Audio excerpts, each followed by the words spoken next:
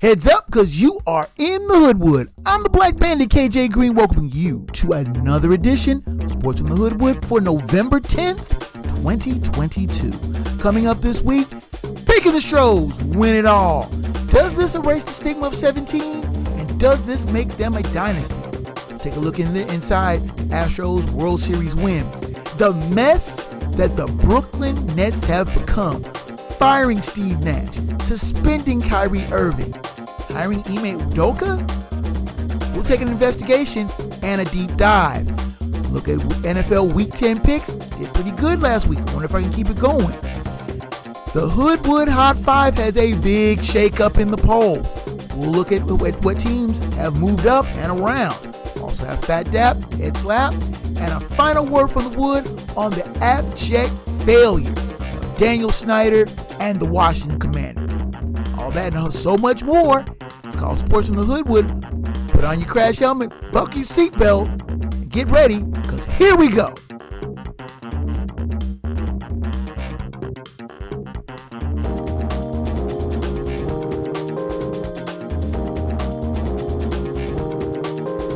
You're tuned in to Sports from the Hoodwood, the internet's foremost location for the most honest, unfiltered commentary and insight on the world of sports. Now, once again, here's Hoodwood's hometown hero, KJ Green. Greetings from the Hoodwood, where the Hoodwood Hound is just a little bit salty that your guy got the pick right. He says I'm lucky, I say I'm good. But we both agree, glad that Dusty Baker came out as world series champion with the 22 Astros. I'm your man, KJ Green. Welcome you back to another exciting edition of Sports from the Hoodwood. And right off the top, like I said, Snuffy's happy about it. I am too. Dusty Baker leads the Houston Astros to their second world title.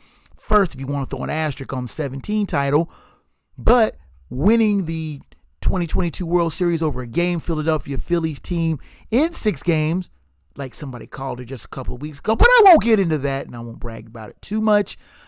The thing is, the Astros won the World Series fair and square with timely pitching, timely hitting, everything right on time. They just did what they had to do after taking a punch, a really good punch, blowing a 5-run lead in game 1 of the World Series, but then winning 4 of the next 5 with solid pitching, a combined no-hitter in game 5 that I think pretty much took all the wind out of the Philadelphia Phillies' sails.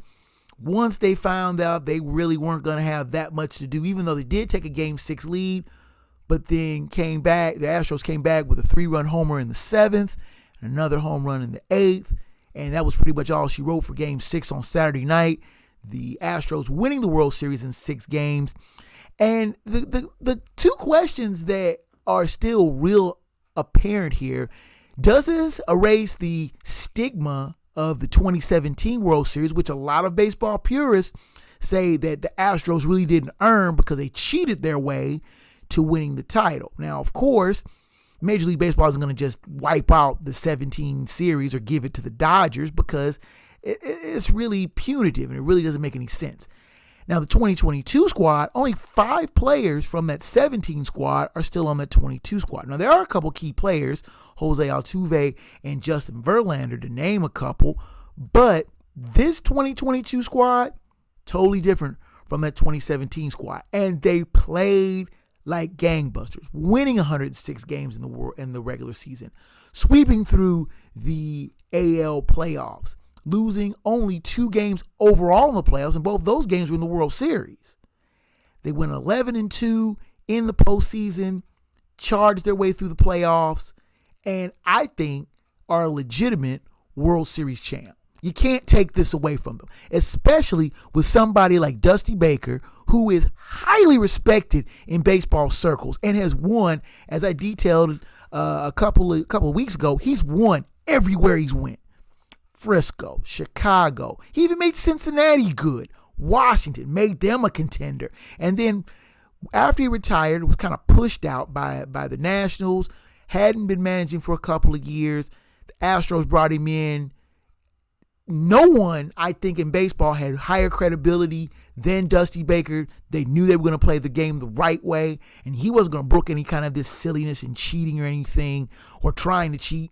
And the Astros basically tore everybody up. They did make the World Series last year, falling to the Atlanta Braves, and what many people thought was an upset. But this year, they knew what they had to do. They finished the job, getting the World Series ring in 6 games. And you have to wonder, is this a high water mark for the Phillies? Can they come back and win another NL pennant and get back to the World Series after coming so close? Bryce Harper ain't getting any younger. I mean, he's still a young man. He's still on the fair side of 30. But you have to wonder, can they put the elements together to take it all the way? And the Astros showed that winning the World Series is not easy. I mean, they have won a lot of games. And the question of, is this a dynasty? The Astros won, an average over the last 6 years, 98 wins over every 162 games played. Now, that's a pretty high number, considering that the Glavine, Maddox, Smoltz, Atlanta Braves, they won 100 per 162 in their best 6-year pocket, but they only won 1 world title. The Jeter era New York Yankees, they had 99.9 wins over a 6-year period in the late 90s, early 2000s. The Earl Weaver Baltimore Orioles, they did 98.8. The Big Red Machine of the 70s, mid to late 70s, they topped out at 99.1. The Astros have won triple digits 3 times in the 6-year span. They've made 3 World Series. This is a good, if not great team, but they finally cashed it in by winning a world title, winning a World Series that no one can take away from them. And that's the truth.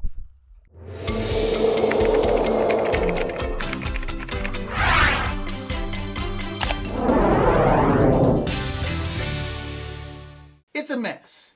And Snuffy is making a reference to an old Beastie Boys tune, No Sleep Till Brooklyn.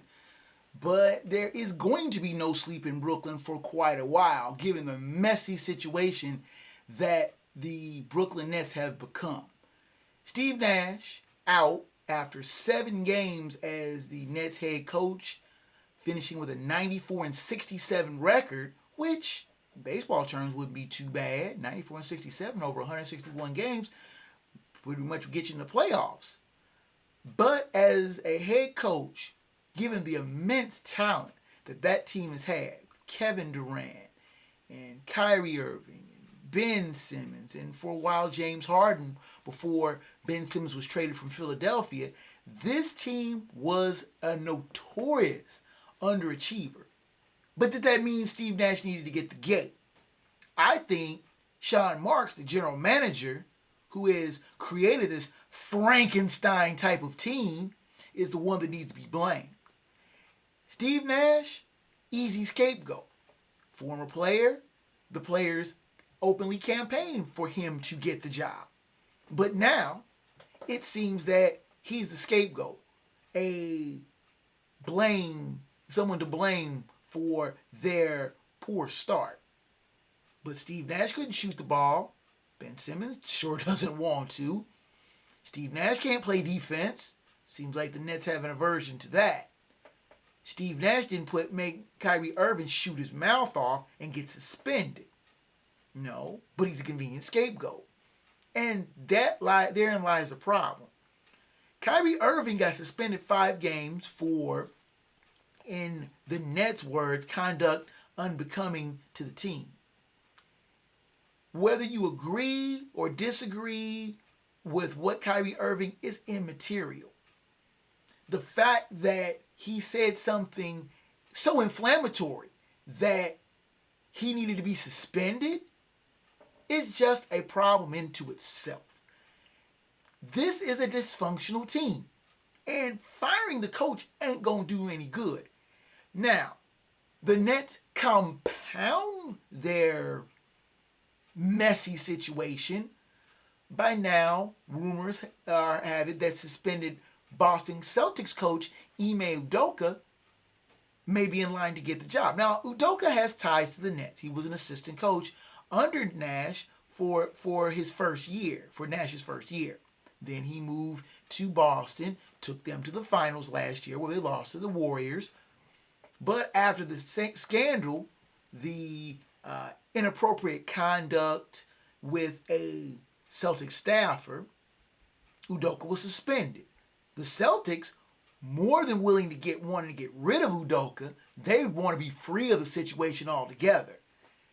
They're more or less telling the Nets, you want him, you take him. We don't want him. We ain't got to pay him. We ain't got to do nothing. Bye. Gone. Will Udoka bring stability to the Nets? I don't think so. Though Udoka, no one's questioning his credibility as coach. No one is questioning his credentials, his credibility, his ability to relate to players. The players, to a man, have all said that they like Udoka. They think he's a good coach. And had there not been some sort of scandal going on, Udoka coaching the Nets would be an absolute goldmine. But it was a scandal that made Udoka an available candidate. And you think that the Nets, seeing someone who is relatable to the players or someone that they think is a younger, better version, that they weren't going to try to shoo Steve Nash out the door so they could pounce on Udoka and make him their coach.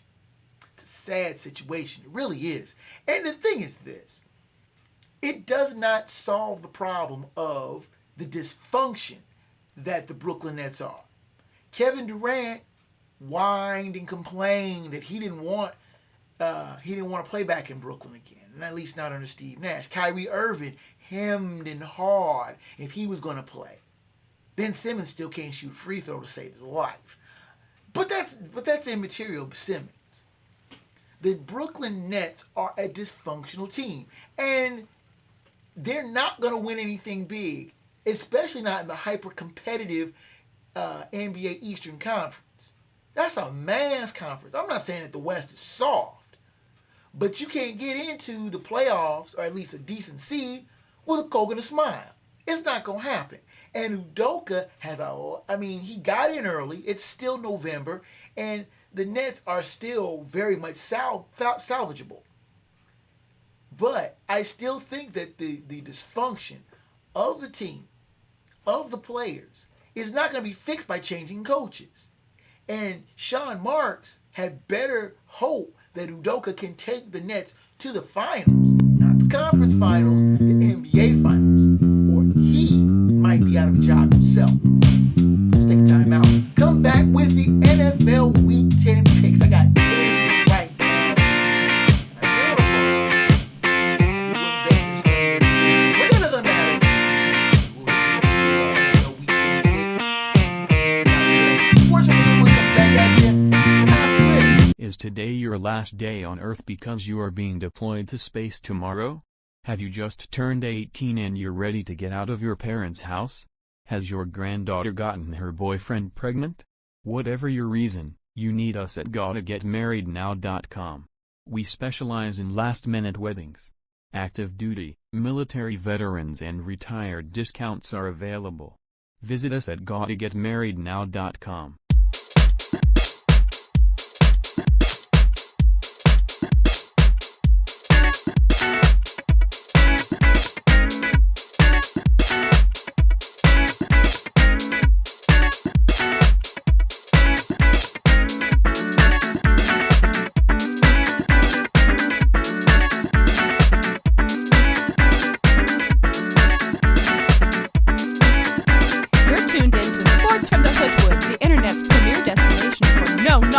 Commentary, thorough analysis, and logical insight on the world of sports.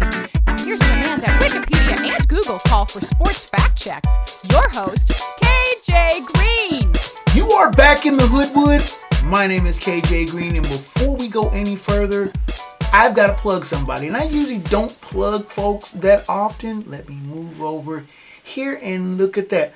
Pam's Dog Academy. Now, Snuffy is one that likes to watch YouTube videos. So does Princess Jazzy. So do I on occasion.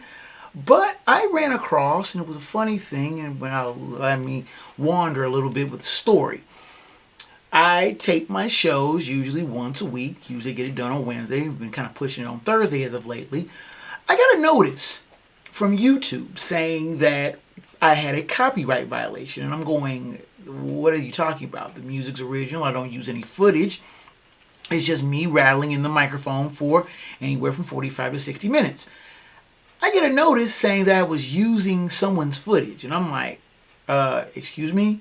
Someone had lodged a complaint against me. Me? I'm inoffensive. I don't bother anybody. Snuffy bothers nobody. We're just two guys that's on the mic. And we rock the mic. Right? Oh, I'm sorry. I digress. Anyway, I get a notice saying that I had violated some copyright. So I reached out to the person who lodged the copyright, and they said that they had been notified that I had been using their dog training footage, which I hadn't, and I showed them the whole clip in question, which was just me running off the mouth. So they took the complaint down, and I had a very nice dialogue with a dog training academy, a lady who does dog training videos. Now, Princess Jazzy has a new dog. Her name is Bluey. And she's been watching the videos as well to learn how to get the dog, who's a blue heeler, to basically sit and stay. So I am giving my full Hoodwood endorsement to Pam's Dog Academy. The videos are on YouTube. Check them out. They've graciously talked to us, and we've talked to them, and they are the official dog trainer of the Hoodwood. So now that we have that, now, without further ado, we will go on to the picks. And now, let's get on with the Week 10 NFL picks. I like to think that the week starts better when I get the Thursday night pick right. And another solid week was had. Thank goodness. We had 10-3 this week. Very good. There are still some games I just could not figure out. I mean, the Packers, pratfall in Motown.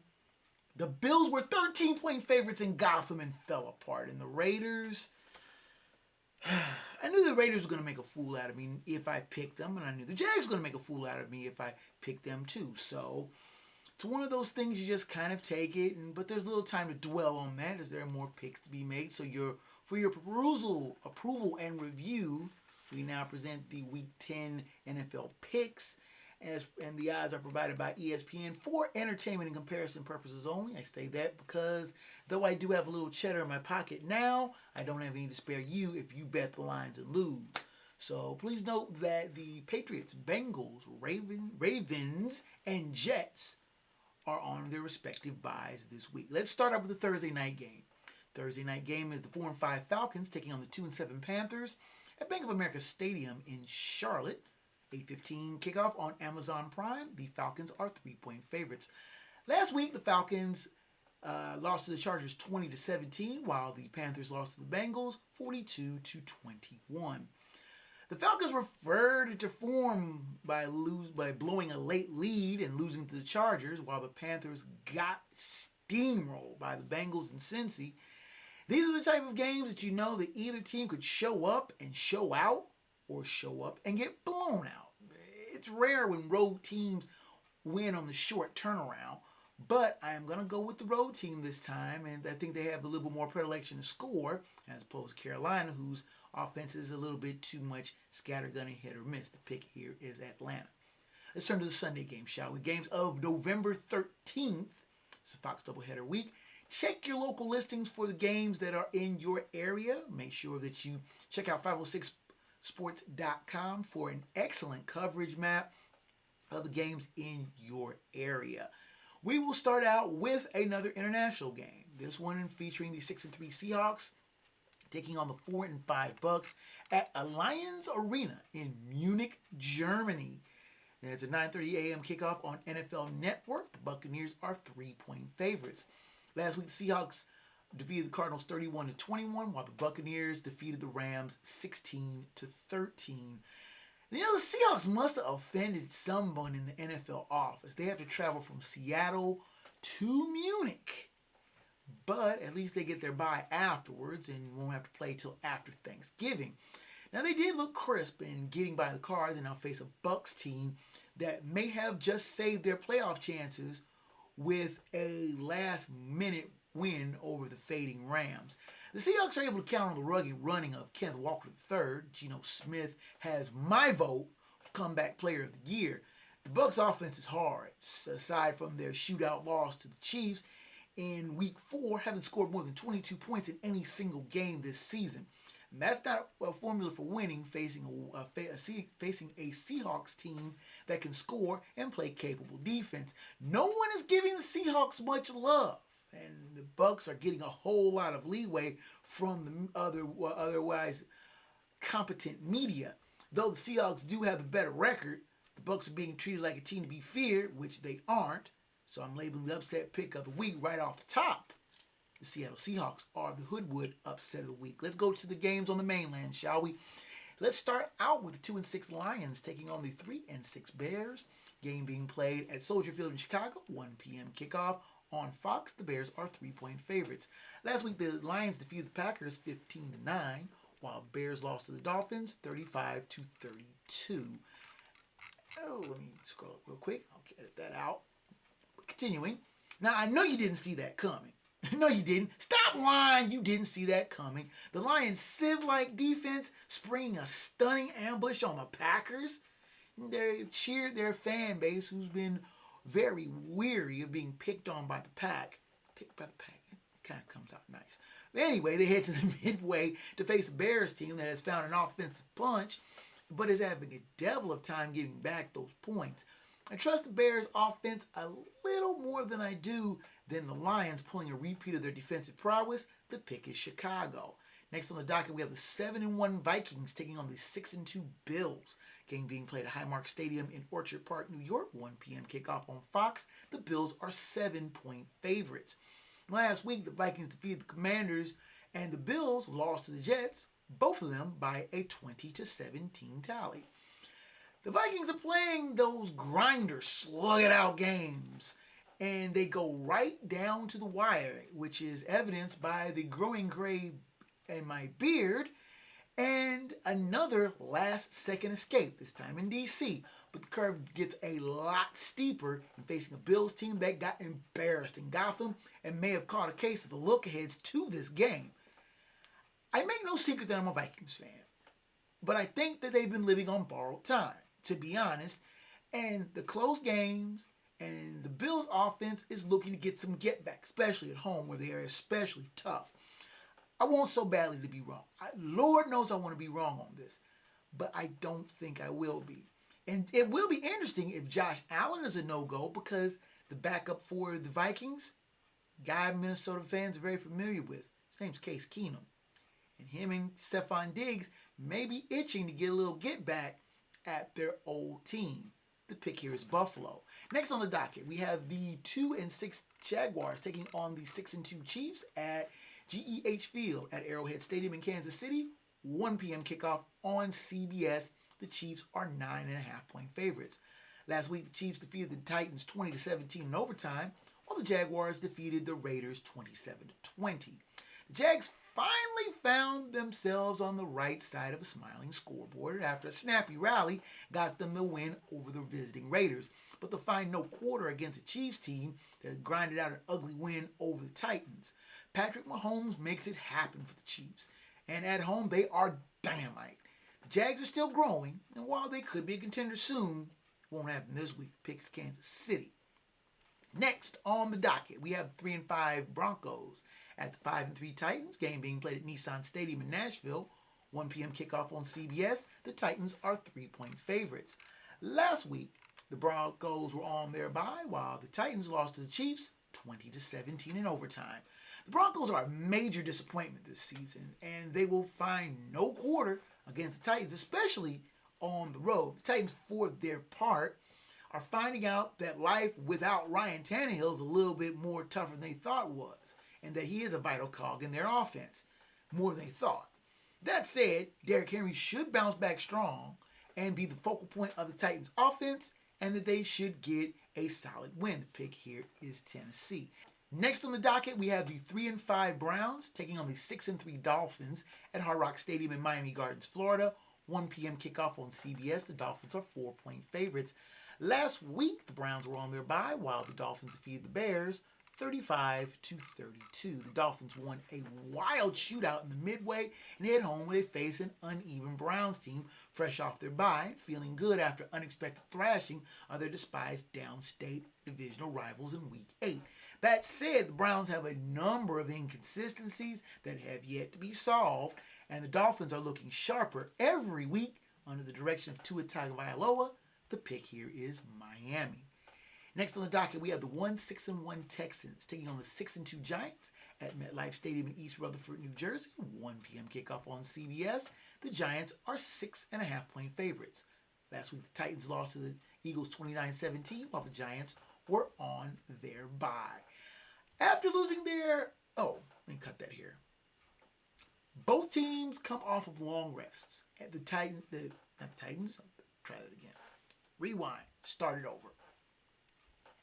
Next on the docket, we have the 6-1 Texans taking on the 6-2 Giants at MetLife Stadium in East Rutherford, New Jersey. 1 p.m. kickoff on CBS. The Giants are 6.5-point favorites. Last week, the Texans lost to the Eagles 29-17, while the Giants were on their bye. Both teams are coming off long rests, and the Texans are still licking their wounds after a home Thursday night thumping by the Eagles, while the G-Men hit their bye week and are still licking their own wounds after getting a sound spanking in Seattle. G-Men are in no mood to play nice. I'll be brief on this, and they will get some get back, as I like to say. The pick here is the New York Giants. Take a timeout. Come back to the rest of the NFL Week 10 picks, the rest of the early picks, and all the late game picks. Sports Fluid rolls on after this.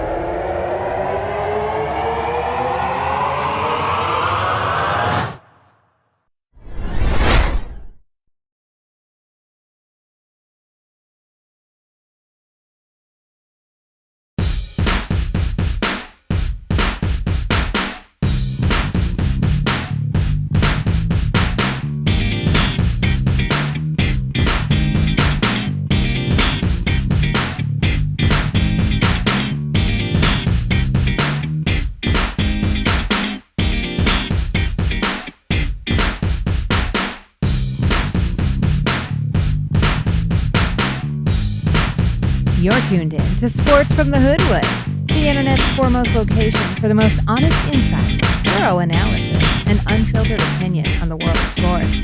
Now, once again, here's the man of the hour, After Hours, your host, KJ Green.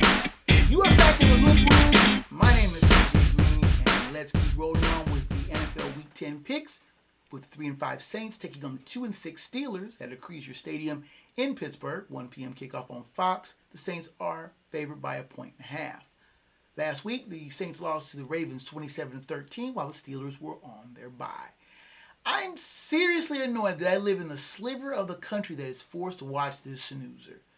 Neither team is worth watching. Both offenses are punchless, and both defenses can be had easily. Flip a coin. The Steelers play better at home in cooler climes. The pick here is Pittsburgh. Next on the docket, we start with the late games. 3-5-1 Colts taking on the 2-6 Raiders at Allegiant Stadium in Las Vegas. 4:05 kickoff on CBS. The Raiders are 6-point favorites. Last week, the Colts lost to the Patriots 26-3, while the Raiders lost to the Jaguars 27-20. After giving Frank Reich the gate on Monday, the Colts look to start a new era under interim coach Jeff Saturday. And they get a decently easy break against a Raiders team who are still finding new and creative ways to lose. Can Saturday fix the Colts' inept offense for a Sunday. Let's see what I did there? I doubt that he can do that fast. And the Raiders played much better at home. Though I still think Josh McDaniels is a horrid coach, wasting tons of talent.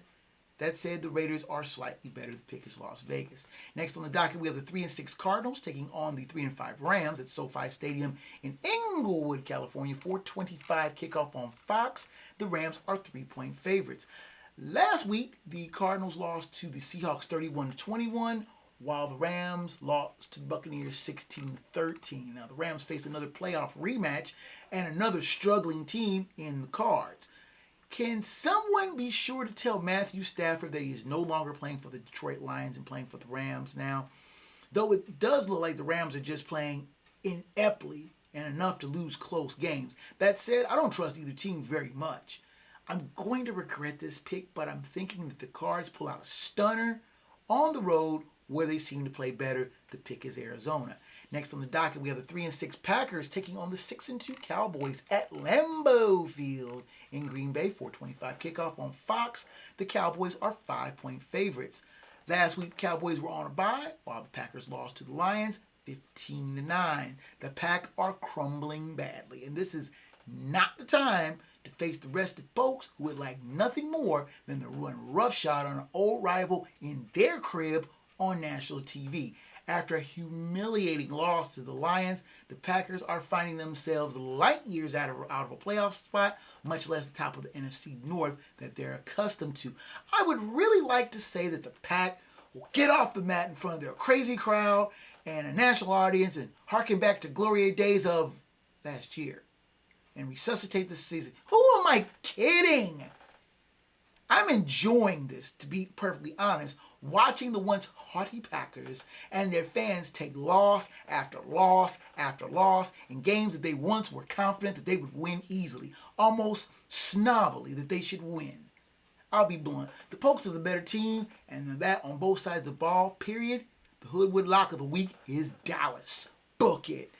The Sunday night game is the 5-3 Chargers taking on the 4-4 49ers at Levi Stadium in Santa Clara, California. 8:20 kickoff on NBC. The 49ers are 7-point favorites.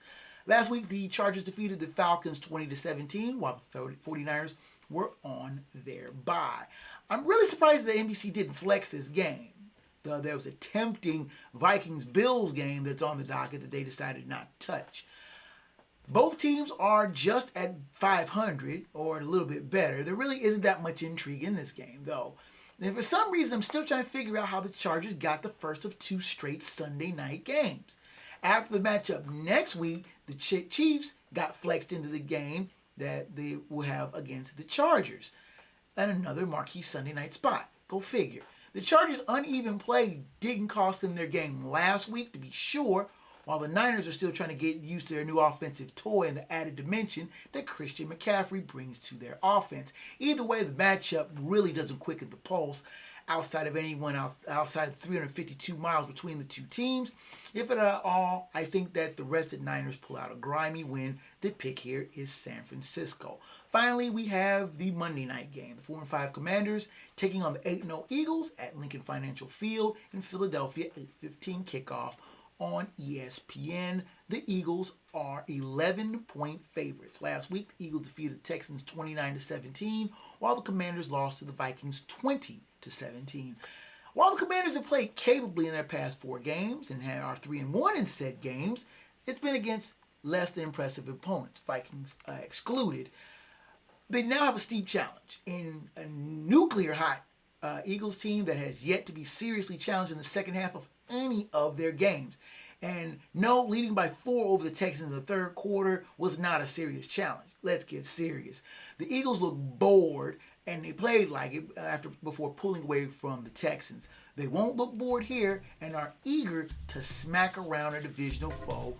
The pick here is Philadelphia. There you have it. Last week, I went an impressive 10-3 with the lock and upset both correct. 54-1 overall for the season. 6-3 both on the locks and the upsets. Let's take our final timeout.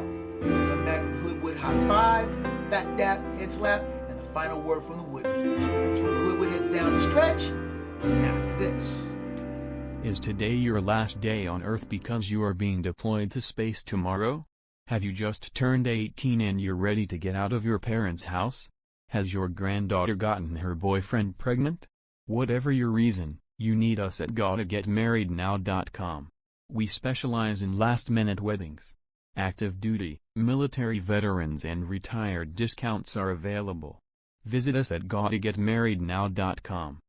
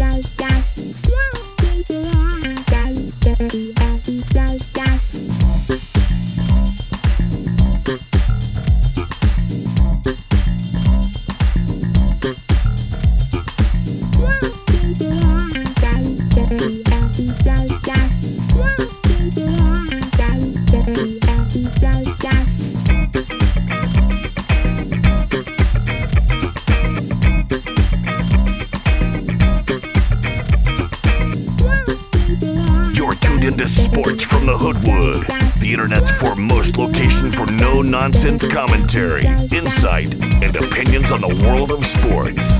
Here now live in living color, black by popular demand, your host, KJ Green. Rounding third and hit it home here in the Hoodwood. Let's finish up strong with the Hoodwood Hot 5, that head slap, and the final word from the wood. Now, as promised, a big shakeup in the Hoodwood Hot 5. Snuffy's already saying it's hot, hot, hot.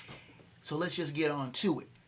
New teams in the Hoodwood Hot 5. You better believe it. Our number 5 team is Oregon. The Ducks, 8-1. Of course, they weren't ranked last week, but after a 49-10 win over Colorado, beg your pardon, after 49-10 win over Colorado, they are now 8-1. They are, I think, the best one-loss team in the country. Now, a lot of people sit around and whine and go, oh, well, you got this team, you got that. No. Oregon, yes, they got their backs blown out by Georgia in the first week of the season, but that was ancient history. Since then, Oregon has reeled off 8 wins and have looked very dominant in doing so.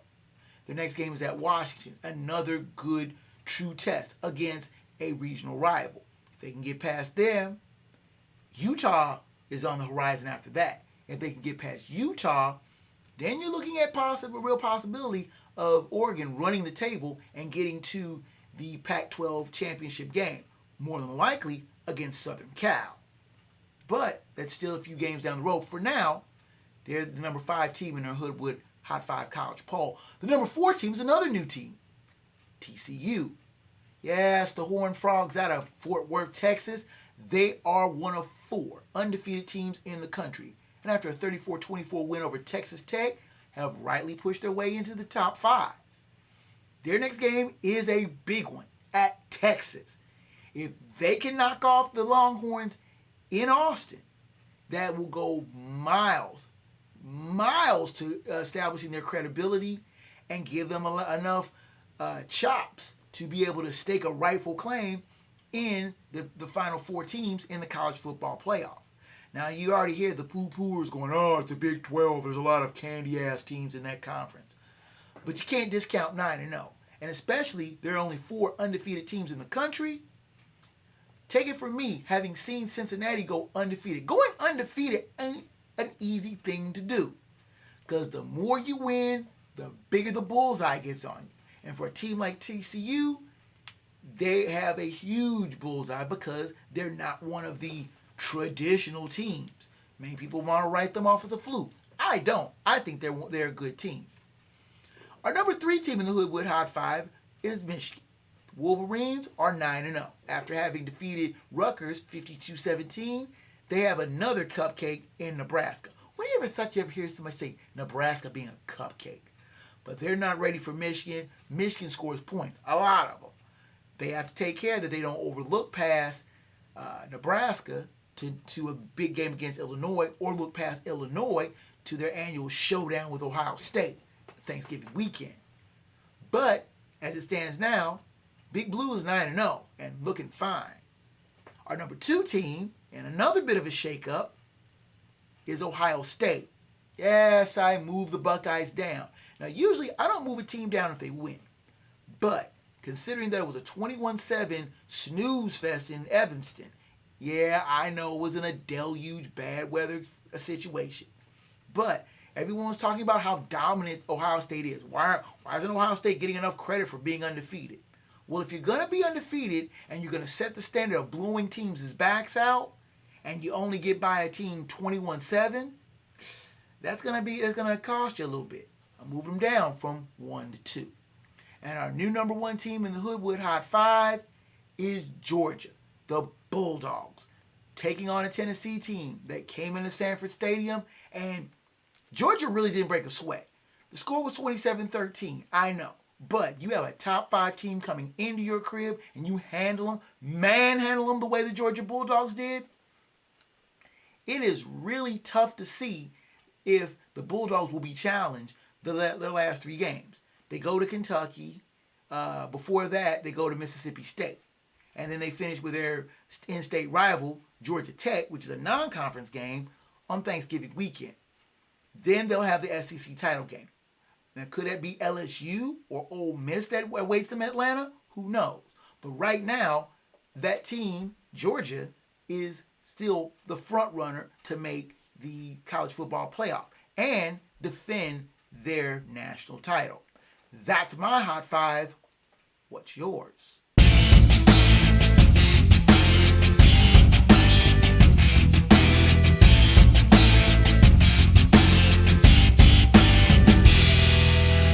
And now for our Phat Dap Head Slap of the Week. Phat Dap of the Week goes to the Cincinnati Bengals' Joe Mixon, who scored a mind-bending 5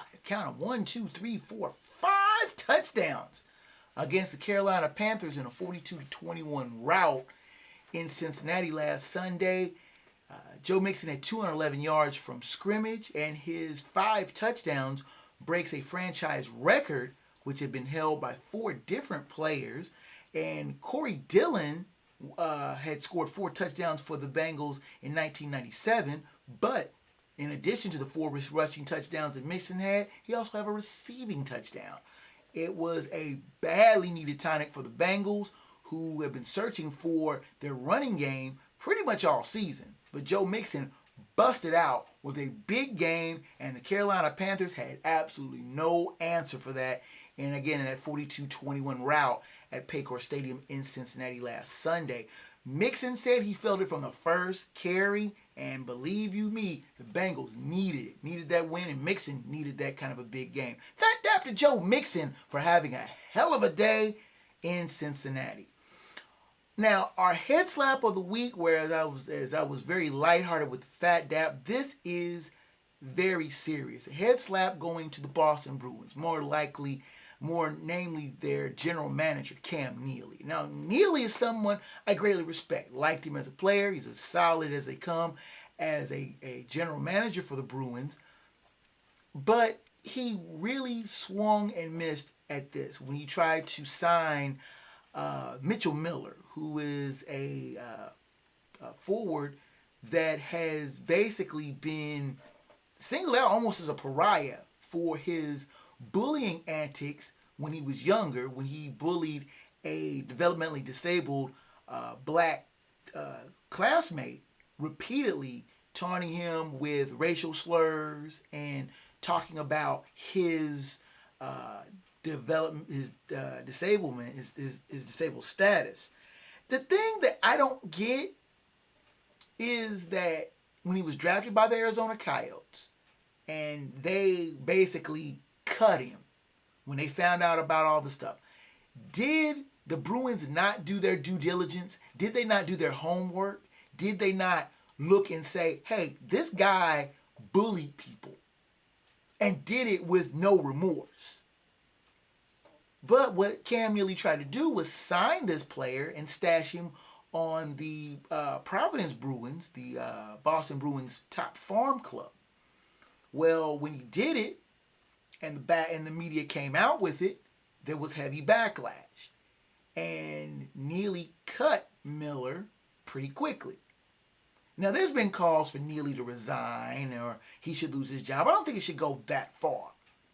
But this player, Miller, should not be able to get in the NHL without some serious atonement, some serious apologizing, some serious make good. Because I'm going to be blunt like that. Shit like that just doesn't fly. Picking on somebody is bad enough. Throwing racial slurs is even worse. But picking on someone who's developmentally disabled and really doesn't have the capacity to fight back, that just makes you low. And a person like that should not be able to make millions of dollars with the kind of history that he's had and not be able to and not have atoned for it.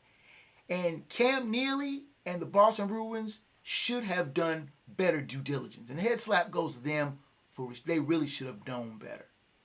And now, without much further ado, let's go to the final word from the Wood.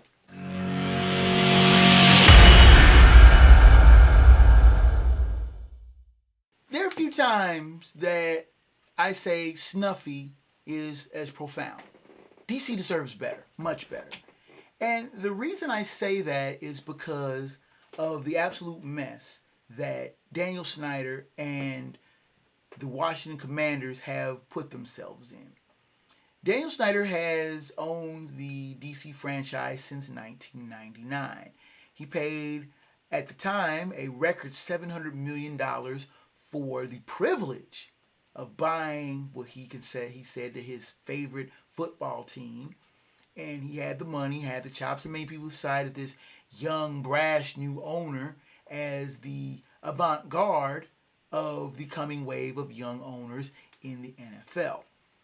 Daniel Snyder, over the past 20-some-odd years, has taken a once proud franchise that won 3 Super Bowls in a matter of about a 10-year span in the early 80s and early 90s, and was a continual playoff contender for most of that time, and basically run them into the ground.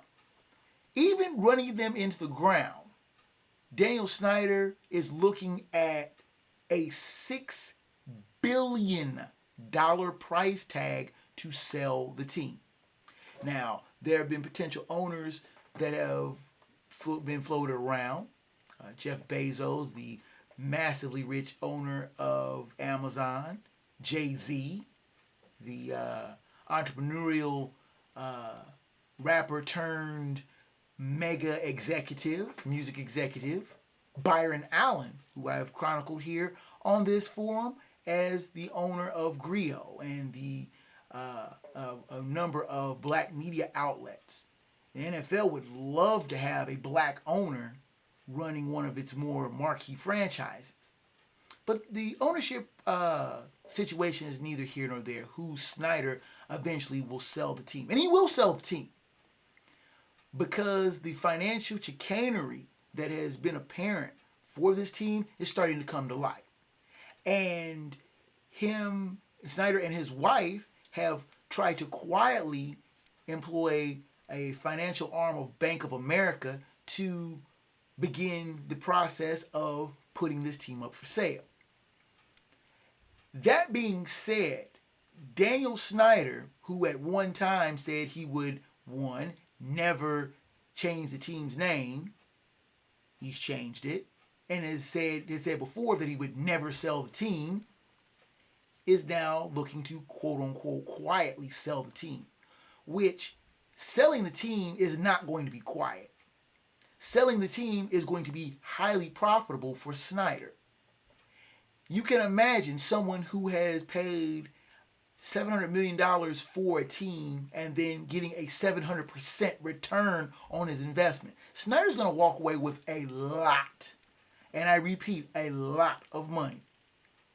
Of course, all that money's not going to get him on the top of the season ticket list for the Washington franchise. They are notoriously long for having a season ticket fan base and season ticket base that is notoriously long for a wait. That being said, Daniel Snyder has done plenty of things, financially devious, and have created a toxic workplace that many people have openly disparaged, and that the NFL is still openly investigating. This is a problem. This is an image problem for the NFL. They cannot continue to tolerate this. And Daniel Snyder, for his part, though he will make out like a bandit, not a black bandit, but a bandit, financially secure for the rest of his life from the sale of one of the 32 NFL franchises, which many people have wanted, many people have coveted, but only a handful have ever been able to have. Daniel Snyder is going to get booted out of the Billionaire Boys Club, and not a moment too soon. And that is the final word from the Wood.